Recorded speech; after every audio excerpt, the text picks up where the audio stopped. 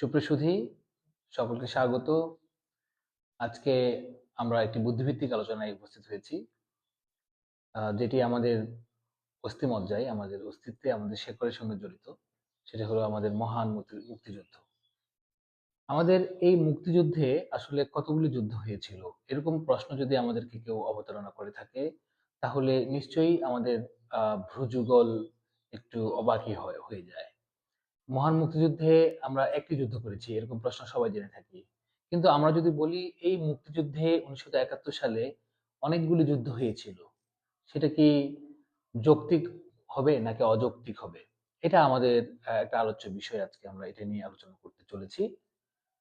1971 সালে যখন আমাদের যুদ্ধ হলো, এই যুদ্ধটিকে তুলে ধরার জন্য, এই যুদ্ধটিকে সহজভাবে উপস্থাপন করার জন্য আমরা কিছু উদাহরণের অবতারণা করতে চলেছি। সেটা হলো, একদল মুক্তিযোদ্ধা নিজের গ্রাম থেকে পালিয়ে অন্য গ্রামে আশ্রয় নিলেন। কারণ রাজাকার বাহিনীটা বুঝে গিয়েছিল যে এই দামাল ছেলেগুলি মুক্তিযুদ্ধে অংশগ্রহণ করেছে। তাই তারা অন্য গ্রামে আশ্রয় নিয়েছে। যে গ্রামটিতে আশ্রয় নিয়েছিল, সেই গ্রামটিতে মূলত এক বিধবার পরিবারে আশ্রয় নিয়েছিল। আর এই বিধবার একজন সন্তান ছিল, যে সন্তানকে পাক হানাদার বাহিনী হত্যা করেছিল। এই বিধবা তাদেরকে মূলত ৮ জন মুক্তিযোদ্ধাকে ৩ দিনের জন্য আশ্রয় দিয়েছিল। এই ৩ দিনের জন্য তাদের খাবার-দাবার, বস্ত্র ইত্যাদির প্রয়োজন হতো। আ মৌলিক অর্থে খাবারটাই বেশি জরুরি ছিল। এই খাবারটা জোগান এই বিধবা কোত্থেকে দিবেন? এজন্য তিনি কিন্তু গ্রামে যেতেন না। তো বাজারে যেতেন না। বাজারে না যাওয়ার ফলে যে ঘটনাটা ঘটতো, বাজারে যদি যাইতেন, তাহলে কি ঘটনা ঘটতো? লোকজন বলতো যে, "এই বৃদ্ধ মহিলা এতগুলি বাজার কেন করছেন?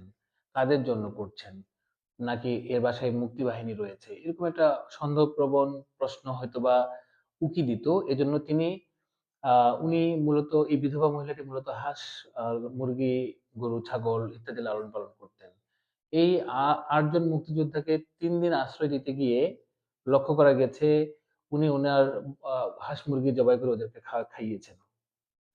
তারপর তারা ৩ দিন থাকার পরে যুদ্ধে ফেরত গেছেন। তারপরে দেশ স্বাধীন হয়েছে। দেশ স্বাধীন হওয়ার পরে এই ৮ জন আবার একসাথে মিলিত হয়েছে। তারা ঘটনাক্রমে জিজ্ঞেস করেছে যে, "বৃদ্ধ মহিলাটি আমাদেরকে আশ্রয় দিয়েছিল, তারা কি আসলে, উনার কি কোনো খোঁজখবর নিয়েছি আমরা? উনি কি অবস্থায় আছেন?" তখন এই ৮ জন একে অপরের দিকে তাকিয়ে বলে যে, "আমরা আসলে কেউই খোঁজখবর রাখিনি।" তখন তারা বলে যে, "এই মহিলা যদি আমাদেরকে আশ্রয় না দিত, তাহলে কি আমরা যুদ্ধে সফলভাবে সফল হতে পারতাম কিনা? বিজয়ী হতে পারতাম কিনা? বা বিজয়ীর বেশে ফিরে আসতে পারতাম কিনা?" একে অপরের দিকে এইসব প্রশ্ন তারা ছুড়ে দেয়।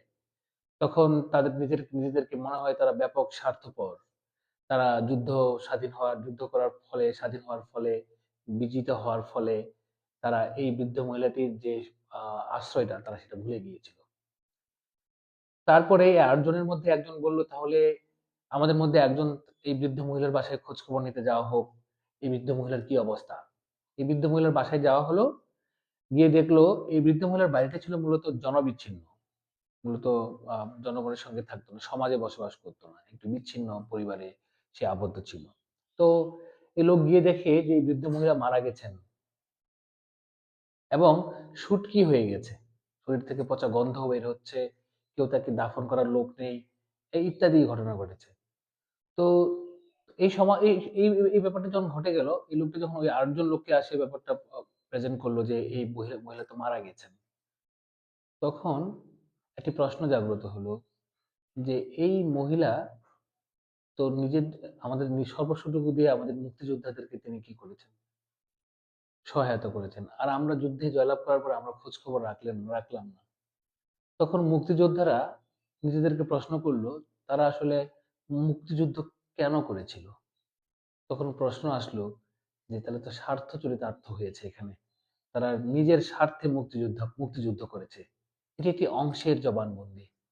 তারপর আরেকটি অংশের জবানবন্দি আমরা জেনেছিলাম যে একদল মুক্তিযোদ্ধাকে প্রশ্ন করা হয়েছে যে, "আপনি মুক্তিযুদ্ধ কেন করেছেন?" সেই লোকগুলি বলেছিল যে, "আসলে আমার সামনে আমার বাবাকে হত্যা করা হয়েছে, আমার মাকে হত্যা করা হয়েছে, আমার বোনকে ধর্ষণ করা হয়েছে। আমি কিছুই করতে পারিনি। আমি মূলত প্রতিশোধের জন্য মুক্তিযুদ্ধ করেছি।"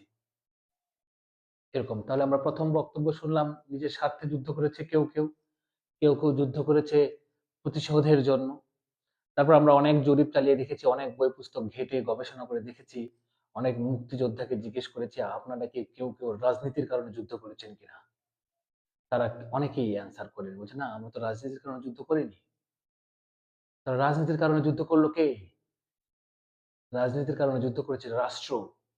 এই যে সমাজতন্ত্র, এই যে গণতন্ত্র, এই যে অসাম্প্রদায়িকতা বা ধর্মনিরপেক্ষতা কিংবা জাতীয়তাবাদ, এগুলির জন্য কি কেউ যুদ্ধ করেছে?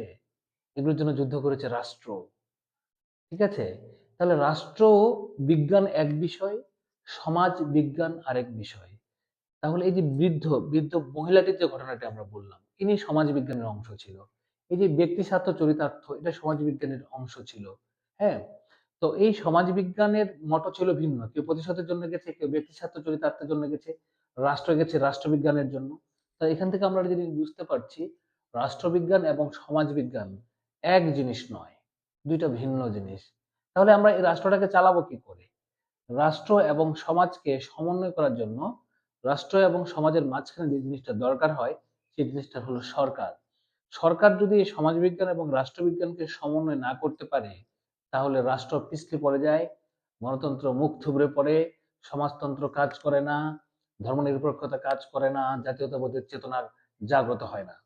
আমরা এমন একটি সমাজ ব্যবস্থায় বসবাস করছি, সেখানে আমাদের সমাজ বিজ্ঞানের সঙ্গে রাষ্ট্রবিজ্ঞানের সমন্বয় সাধনকারী হিসেবে সরকার কতটুকু যৌক্তিক আচরণ করছে বা সফল হচ্ছে, সেটা আমাদের প্রশ্ন থেকে যায়। এবং আমরা এই বক্তব্য থেকে এই সিদ্ধান্ত নেওয়ার চেষ্টা করেছি যে আমাদের যে মুক্তিযুদ্ধটি হয়েছিল সেটা আসলে জনযুদ্ধ ছিল। একই সঙ্গে অনেকগুলি যুদ্ধ হয়েছিল। তারপরে আমাদের আরেকটি বিষয় বুঝতে হবে, এর পরের বক্তব্যে আমরা হয়তো আরো সুস্পষ্ট করে তুলে ধরবো যে আসলে রাষ্ট্র জিনিসটা কি?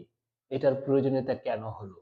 আমাদের এই বক্তব্য থেকে সুস্পষ্ট আমরা অনেকগুলি বক্তব্য, অনেকগুলি তথ্য অবতারণা করার চেষ্টা করলাম।